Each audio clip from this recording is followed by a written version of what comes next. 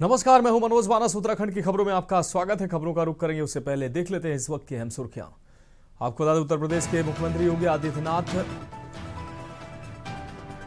का कोटद्वार दौरा। बड़ी बहन के घर पहुंचे योगी, उन्हें सांत्वना देंगे। सिद्धबली बाबा के दर्शन भी करेंगे। सेफ्टी सिक्योरिटी के सवाल में फंस गए उत्तराखंड पीसीएस परीक्षा। नैनीताल हाईकोर्ट ने कहा संशोधित परिणाम हो जारी। इंडिगो फ्लाइट रद्द होने से दून में ट्रेनें फुल। आरटीओ प्रशासन के सख्त निर्देश। यात्रियों की मजबूरी का फायदा उठाने पर परमिट होगा निरस्त। लक्सर में आईजीआरएस पर फर्जी रिपोर्ट लगाने से मचा हड़कंप। पीड़ित ने डीएम से फर्जी रिपोर्ट लगाने वाले अधिकारियों के खिलाफ कार्रवाई की मांग की। दून से गौचर तक हेली सेवा शुरू। करीब 3 साल बाद फिर से शुरू हुई सेवा।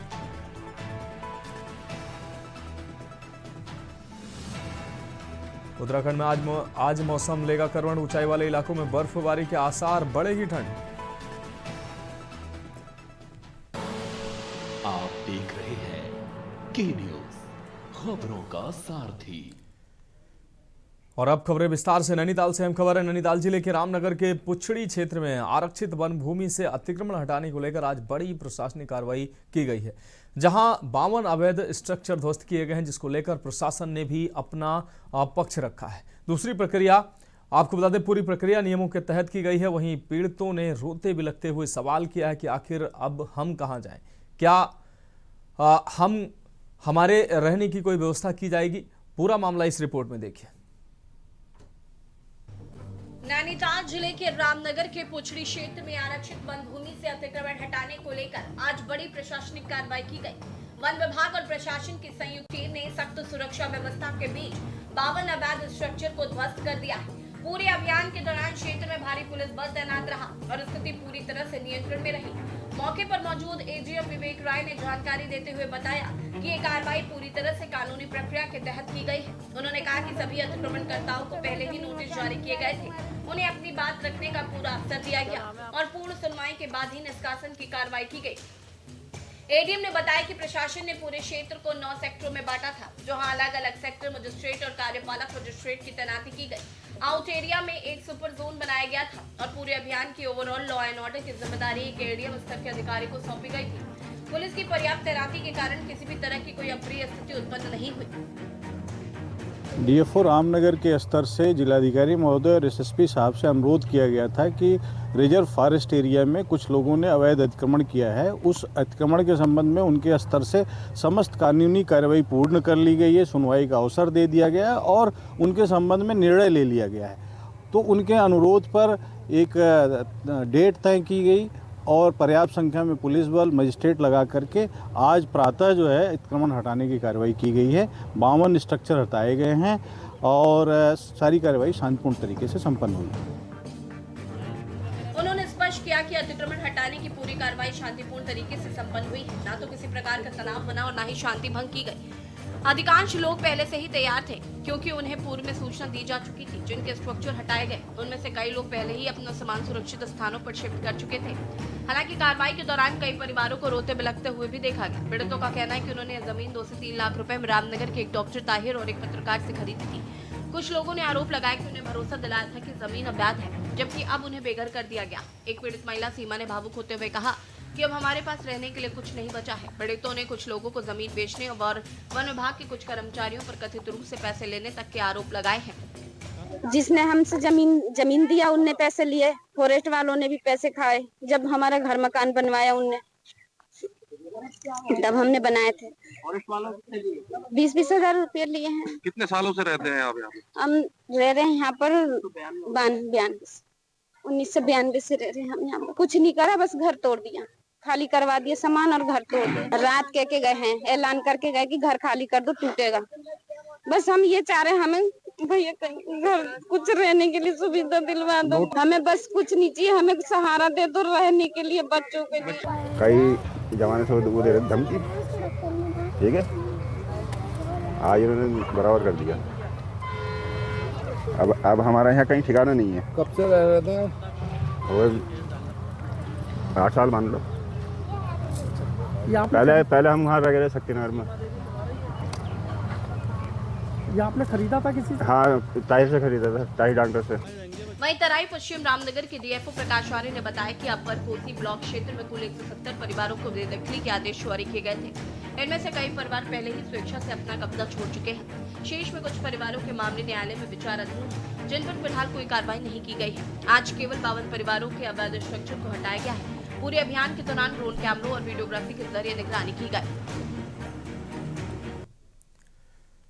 हम बढ़ेंगे अगली खबर की ओर। अगली खबर देहरादून से है, जहां 14 दिसंबर को दिल्ली में होने वाली विपक्ष के नेता राहुल गांधी के वोट चोर गद्दी छोड़ रैली को लेकर तैयारियां तेज हो गई हैं। रैली में देश भर से कांग्रेस कार्यकर्ताओं के जुटने की उम्मीद है और उत्तराखंड संगठन भी पूरी तैयारी में जुटा हुआ है। रैली को सफल बनाने के लिए उत्तराखंड कांग्रेस ने सभी जिलों और प्रत्येक विधानसभा क्षेत्रों में बैठकों का दौर शुरू कर दिया है। आपको बता दें,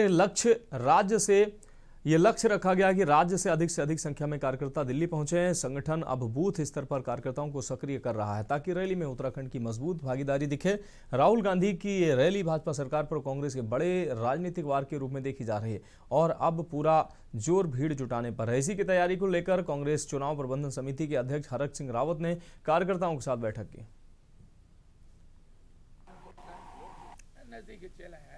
मैं अब जिस देर से कर देता हूँ से मजाक, उस समय मैं ये थोड़ी सोचता कि तू पत्रकार है। फिर बहुत सारे कार्यकर्ता सोचते कि उतर गए, जहाँ बस रुकी वहाँ उतरे, फिर बाजार चले। विषय क्या था पत्रकार वार्ता का, किस विषय को? आज हमने जो 14 तारीख को रैली है दिल्ली में, संविधान बचाओ रैली है। 3 और 4 घंटे में हम लोग मैक्सिमम 4 या 5 घंटे में दिल्ली पहुँच जाते हैं। तो बसों से जाएंगे, पार्टी हाईकमान से जब राहुल जी से खड़गे जी से मीटिंग की, हमने उनसे वादा किया क्योंकि हमारी स्टेट नजदीक है, भाई यूपी सबसे नजदीकी बात को कि भाई रैली 14 तारीख को कब निकलेंगे यहाँ से, रामला मैदान में पहुँचना है, नजदीक चला है। मैं अब जिस देर से कर देता हूँ से मजाक, उस समय मैं ये थोड़ी सोचता कि तू पत्रकार है। फिर बहुत सारे कार्यकर्ता सोचते कि उतर गए, जहाँ बस रुकी वहाँ उतरे, फिर बाजार चले। विषय क्या था पत्रकार वार्ता का, किस विषय को? आज हमने जो 14 तारीख को रैली है दिल्ली में, संविधान बचाओ रैली है। 3 और 4 घंटे में हम लोग मैक्सिमम 4 या 5 घंटे में दिल्ली पहुँच जाते हैं। तो बसों से जाएंगे, पार्टी हाईकमान से जब राहुल जी से खड़गे जी से मीटिंग। 14 तारीख को दिल्ली में लाल किले पर ऐतिहासिक कांग्रेस की रैली, संविधान बचाओ लोकतंत्र बचाओ की रैली है। उसके लिए हमने उत्तराखंड, क्योंकि दिल्ली के काफी नजदीक है, तो हमारी कोशिश है कि उत्तराखंड से अधिक सहभागिता इस दिल्ली की रैली में हो। उसी की तैयारी के दृष्टिकोण से आज हमने रायपुर विधानसभा के प्रमुख लोगों को, जो यहाँ के पर्यवेक्षक इस विधानसभा के नेगी जी, बोगना जी, सूरत भाई, हमारे त्यागी जी और सभी लोग, प्रमुख लोगों को हमने आज यहाँ पे एक चर्चा की कि वे बसों की व्यवस्था कैसे होगी, हर वार्ड से कितने लोग जाएंगे और इस रैली में रायपुर विधानसभा का ठीक से प्रतिनिधित्व हो। अब बढ़ेंगे अगली खबर की ओर। खबर हरिद्वार से है, जहां जिले के आबादी क्षेत्रों में जंगली जानवरों का आतंक थमने का नाम नहीं ले रहा है। बिलेश्वर कॉलोनी में हाथियों का रौद्र रूप देखने को मिला है, जहां मकान सहित आसपास के घरों में तोड़फोड़ हाथियों के द्वारा की गई है। अचानक हुई इस घटना से लोग नींद से उठकर दहशत में बाहर निकल आए। लगातार आबादी क्षेत्र में हाथियों के प्रवेश और नुकसान से स्थानीय निवासियों में गुस्सा बढ़ता जा रहा है।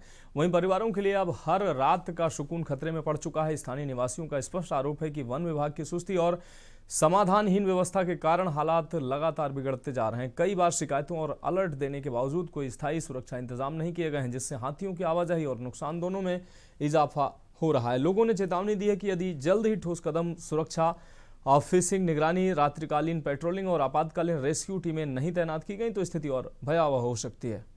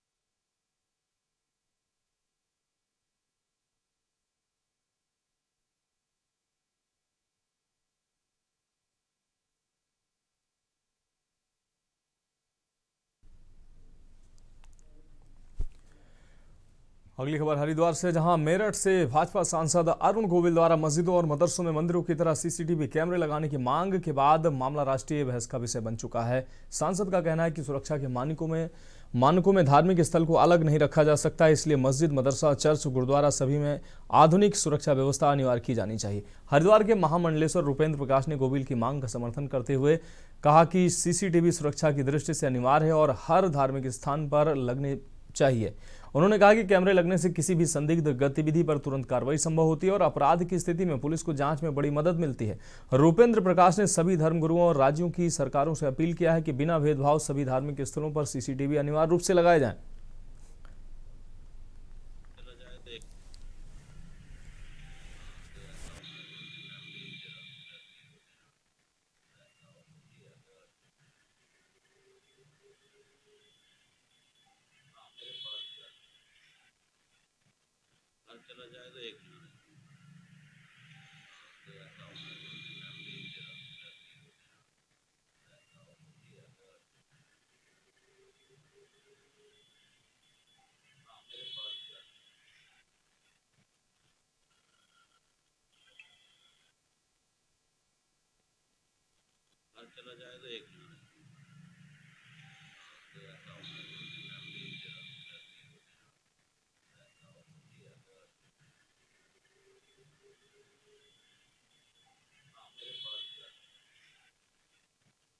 रामायण काल के सुप्रसिद्ध अभिनेता जिन्होंने राम का चरित्र निभाया और मेरठ से लोकसभा के सांसद अरुण गोविल जी की जो चिंता है वो इस देश की सुरक्षात्मक दृष्टि से बड़ी महत्वपूर्ण है और पूरे देश में उन्होंने जो एक सवाल किया है कि सभी धार्मिक संस्थाओं में कैमरे लगे हुए हैं तो मस्जिदों में क्यों नहीं।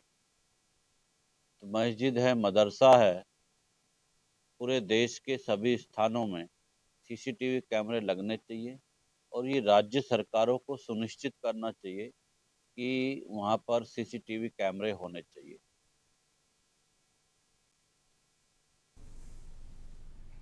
बढ़ेंगे अगली खबर की ओर। खबर देहरादून से है, जहां वरिष्ठ पुलिस अधीक्षक के निर्देश पर दून पुलिस ने अकेले रहने वाले सीनियर सिटीजनों से मुलाकात कर उनकी कुशल क्षेम जानी है। पुलिस अधिकारियों ने बुजुर्गों को किसी भी सहायता के लिए अपने मोबाइल नंबर उपलब्ध कराएं और साइबर क्राइम से बचाव के प्रति जागरूक भी किया है। बुजुर्गों ने दून पुलिस की इस पहल की सराहना करते हुए पुलिसकर्मियों को आशीर्वाद दिया। दून पुलिस का कहना है कि यह अभियान आगे भी नियमित रूप से जारी रहेगा ताकि वरिष्ठ नागरिक सुरक्षित और निश्चिंत महसूस कर सकें।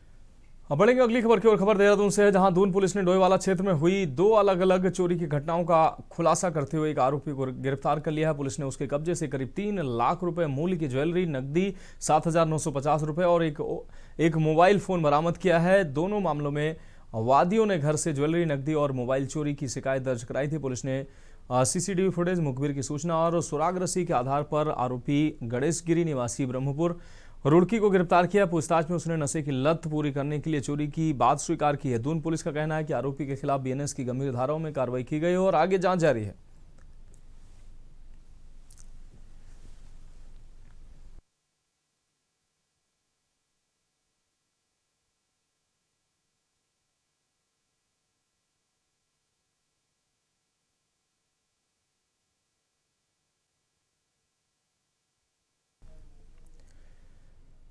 भारत निर्वाचन आयोग द्वारा जारी दिशा निर्देशों के बाद अब उत्तराखंड राज्य में प्री एसआईआर गतिविधियां शुरू हो गई हैं। इस चरण में आगामी विशेष गहन पुनरीक्षण को लेकर प्रारंभिक तैयारियां की जाएंगी। साथ ही एसआईआर के दौरान मतदाताओं को किसी प्रकार की असुविधा न हो, इसके लिए इसको देखते हुए हर एक मतदाता तक पहुंच की कोशिश होगी। विशेष गहन पुनरीक्षण यानी एसआईआर को लेकर उत्तराखंड के सभी जिलाधिकारियों, ईआरओज और बीएलओज को निर्देश दिए गए हैं कि वो मतदाताओं के बीच अपनी पहुंच बढ़ाएं और लोगों को एसआईआर की प्रक्रिया की जानकारी दें। पहले चरण में प्रदेश की मौजूदा मतदाता सूची में शामिल ऐसे मतदाताओं का पहचान किया जा रहा है जिनकी उम्र 40 वर्ष तक है और जिनका नाम 2003 की मतदाता सूची में था, जिन्हें सीधे बीएलओ ऐप के माध्यम से मैप किया जाएगा। वहीं 40 वर्ष से अधिक आयु के ऐसे लोग जिनका नाम 2003 की सूची में दर्ज नहीं है, उनकी मैपिंग माता पिता या दादा दादी के आधार पर की जाएगी। आपको बता दें 2003 की मतदाता सूची आयोग की आधिकारिक वेबसाइटों पर उपलब्ध है ताकि नागरिक स्वयं भी अपने परिवार के पुराने रिकॉर्ड को देख सकें। वहीं 2003 की सूची के आधार पर मतदाताओं की पहचान को लेकर विपक्षी दलों ने भी सवाल खड़े किए हैं। ये रिपोर्ट देखिए। निर्वाचन अधिकारी डॉक्टर BVRC पुरुषोत्तम ने बताया कि भारत निर्वाचन आयोग द्वारा अलग अलग सालों में इससे पहले 11 बार विशेष गहन पुनरीक्षण कार्यक्रम पूरे देश में संपादित किया जा चुका है। उन्होंने बताया कि उत्तराखंड में साल 2003 में एसआईआर किया गया था। आयोग द्वारा पहले चरण में बिहार और दूसरे चरण में 12 अन्य राज्यों में एसआईआर की प्रक्रिया चल रही है। इस पूरी प्रक्रिया के पीछे आयोग का उद्देश्य हर पात्र मतदाता को मतदाता सूची में शामिल करना है। BVRC पुरुषोत्तम ने प्रदेश के सभी मान्यता प्राप्त राष्ट्रीय राजनीतिक दलों से अपने अपने बूथ लेवल एजेंट्स नियुक्त करने की अपील की है। मुख्य निर्वाचन अधिकारी ने बताया कि वर्तमान में प्रदेश में 11,733 बूथ के सापेक्ष 4,155 BLA की नियुक्त है। सभी जिलों में हेल्प डेस्क स्थापित की जा रही है ताकि मतदाताओं को आवश्यक सहायता तुरंत मिल सके। वहीं विपक्ष ने एसआईआर को लेकर सवाल भी खड़े कर दिए हैं। कांग्रेस का मानना है कि ये सब जनता को दस्तावेजों के आधार पर प्रताड़ित किया जा रहा है। भाजपा पहले से ही मतदाता सूची से नामों को लेकर इधर उधर करने में माहिर है।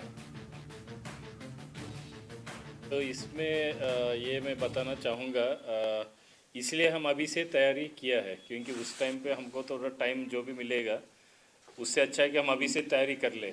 अभी हमने अभियान शुरू किया है कि हर रोज़ एक पन्ना मतलब लगभग 30 वोटर से हर रोज़ संपर्क करेगी BLO, ठीक है, which is very easily doable. एक पन्ने में 30 वोटर्स होता है। ऐसा करने से हमारा 1 महीने में वो BLO सारी वोटर से संपर्क कर सकती है। बस इसमें मेन यही देखना है कि हमारा वोटर यहाँ पर उपस्थित है या नहीं है, क्या हुआ है। साथ साथ में हम लोगों ने सभी पॉलिटिकल जो हमारी पार्टियां हैं जनपद राज्यों में, उन सभी पार्टियों से हमने चर्चा किया, उनसे बैठक भी किया, इससे पहले भी किया हुआ है और उनसे अनुरोध किया था कि आप जो है अपने अपने जनपद अंतर्गत अपने अपने बूथों पर जो है आप एक BLA नामित कर सकते हैं, बूथ लेवल एजेंट, जो कि पॉलिटिकल पार्टी के सदस्य होते हैं, उनको नॉमिनेट कर सकते हैं। एसआईआर का क्या मतलब होता है? स्पेशल इंटेंसिव रिवीजन, मतलब आप वोटर लिस्ट को अच्छी तरह से उसकी सफाई करते हैं, मगर सफाई उनकी होती है जो मृत हो गए, उनके नाम हट गए। मगर यहाँ पर जो नागरिकता का एक एंगल ले आए हैं, जिस तरह से लोगों को उत्पीड़ित करने के लिए डॉक्यूमेंट्स मांग रहे हैं, वो चिंताजनक बात है। देखिए, भारतीय जनता पार्टी उत्तराखंड के अंदर एसआईआर का समर्थन करती है। एसआईआर राज्य के हित में है और मैं इस बात को इस नाते भी कहता हूँ, हमने आह्वान भी किया है अपने सारे जो परिवर्तित समाज के लोग देश के किसी भी कोने में हैं, मेरी गणना मेरा गांव, तो वो अपनी गणना अपने गांव में कराए। गांव पहाड़ की जनसंख्या, अगर हम सब लोग प्रेरित हों और अपनी जनगणना अपने गांव में कराए तो पहाड़ की जनसंख्या कम हो नहीं सकती है। स्पेशल इंटेंसिव रिवीजन एसआईआर को लेकर भाजपा ने भी कांग्रेस पर हल्ला बोला और कहा कि कांग्रेस लगातार बिहार में वोट चोरी का आरोप लगा रही थी। बंगाल में भी वो ऐसा ही आरोप लगा रही थी। अब बिहार के चुनाव परिणाम में साफ पता चलता है कि कांग्रेस के इस नारे ने खुद उनको ही नुकसान होने जा रहा है। एसआईआर में वही लोग बाहर हो रहे हैं जो कि अवैध रूप से दो जगह अपने मतदान का प्रयोग कर रहे हैं। यह सभी अवैध वोटर हैं। इनमें से बांग्लादेश से आए वो लोग हैं जो कि अवैध रूप से अपने मतदान का प्रयोग कर रहे हैं। साथ ही कांग्रेस सत्ता अपनाने को लेकर एसआईआर से बौखला गई है। इसको लेकर एआईसीसी सदस्य करण महारा का बयान सामने आया। उन्होंने कहा कि विभिन्न विधानसभाओं में एसआईआर का काम शुरू कर दिया गया, जिससे भाजपा की नीयत पता चलती है। आगे उन्होंने कहा कि जब नाम अभी तक एसआईआर में है नहीं और एसआईआर लागू होगा या नहीं ये पता नहीं है, लेकिन सरकार और इलेक्शन कमीशन ने इस पर काम करना अभी से शुरू शुरू कर दिया। विपक्ष के जो नजदीक के लोग हैं उन्हें भाजपा के कार्यकर्ता चिन्हित कर रहे हैं और अपनी पार्टी को लिस्ट भेज रहे हैं ताकि उनके नाम काटे जा सके। आगे उन्होंने कहा कि चुनाव आयोग की भूमिका पहले ही बहुत दागदार है और इलेक्शन कमीशन बीजेपी के वर्कर के रूप में आज काम कर रहा है। वहीं अन्य विपक्षी दलों ने SIR में पारदर्शिता से काम करने की सलाह निर्वाचन को दी है। उस सरकार के दबाव में कोई काम ना करे। देखिए, उत्तराखंड में हालांकि अभी घोषित नहीं हुआ, लेकिन आप विभिन्न विधानसभाओं में जाओ, SIR का काम ऑलरेडी शुरू कर दिया गया है। इससे इनकी नीयत पता चलती है। जब नाम अभी तक SIR में है नहीं और SIR लागू होगा नहीं होगा ये पता नहीं, लेकिन सरकार ने और इलेक्शन कमीशन ने काम ऑलरेडी शुरू कर दिया है और कोशिश हो रही है कि विपक्ष के लोगों के जो नज़दीकी लोग हैं उनको चिन्हित इनके कार्यकर्ता कर रहे हैं, लिस्टें दी जा रही, बाकायदा उनके नाम काटे जा रहे हैं और कठिन किया गया है कि 2003 के कम से कम प्रपत्र आए। कोई लड़की अगर विवाह करके आई है और पहले वोटर नहीं थी तो उससे कहा जा रहा है अपने माँ बाप के कार्ड्स लेके जाए। इलेक्शन कमीशन का काम है कि वो इलेक्शन में ज़्यादा से ज़्यादा लोग प्रतिभाग करें, उसके लिए लोगों को प्रेरित करें, ना कि उनको हतोत्साहित करें। और ऐसे में राजनीतिक दल तो अपने लिए हो सकता है काम करें, लोगों के IDs बनाएं, लोगों के वोट चढ़वाएं, लेकिन कोई व्यक्ति स्वयं क्यों कष्ट उठाएगा कि वो अपने मायके जाए, अपने माँ के या पिता के जो है उस 2003 के वोटर कार्ड्स लेके आए और अपना नाम चढ़वाए? ऐसा कोई भी करता नहीं और हिंदुस्तान में अभी ऐसी स्थिति आई भी नहीं है। देखिए, संपूर्ण देश भर में जो अभी SIR हुआ है उसका केवल और केवल कारण ये है कि किसी भी प्रकार से कोई भी अवैध मतदाता इस देश का वोटर न बने, तो उसके वजह से विशेष पुनरीक्षण उसका किया जा रहा है। लेकिन कांग्रेस का दुर्भाग्य है कि कांग्रेस हमेशा की तरह ही इसको भी एक नकारात्मक रूप में देखने लगी है और जिस प्रकार से अभी SIR के बारे में भ्रम फैलाया जा रहा है वो कांग्रेस अपने स्वभाव के अनुरूप ही काम कर रही है। अभी हाल ही में बिहार विधानसभा चुनाव हुए थे, उस चुनाव में जब भारतीय जनता पार्टी और NDA गठबंधन को एक ऐतिहासिक बहुमत प्राप्त हुआ। कुल मिलाकर SIR को लेकर तैयारियों की शुरुआत प्रदेश में हो चुकी है। सभी राजनीतिक पार्टियों के साथ निर्वाचन समन्वय बनाकर चल रहा है ताकि भविष्य में कोई फिर बड़ी गलती ना हो। यही वजह है आप सभी जिलाधिकारी, EROs और BLOs को निर्देश दिए गए हैं कि वो मतदाताओं के बीच अपनी पहुंच बढ़ाएं तथा लोगों को SIR प्रक्रिया की जानकारी दे। इसके अलावा हर जिले और ERO कार्यालय में एक हेल्प डेस्क बनाया जा रहा है ताकि मतदाताओं को सत्यापन, नाम जोड़ने या किसी त्रुटि के समाधान में तुरंत सहायता मिल सके। निर्वाचन आयोग का कहना है कि प्रत्येक मतदाता तक पहुंच, समन्वय और संवाद अभियान के तहत सुनिश्चित किया जाएगा कि आगामी SIR प्रक्रिया सुचारू, निष्पक्ष और बिना किसी असुविधा के पूरी हो सके। Uttarakhand tax report.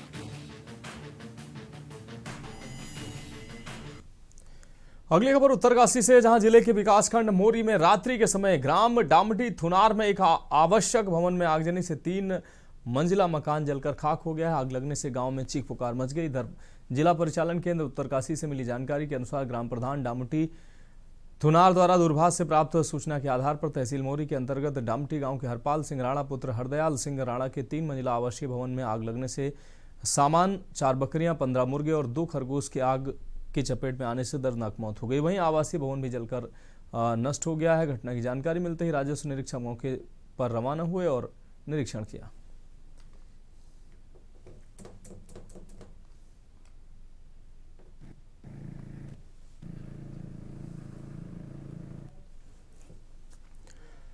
फिलहाल उत्तराखंड की खबरों में अभी के लिए मेरे साथ इतना ही। मुझे दीजिए इजाजत और आप देखते रहिए के न्यूज़ इंडिया।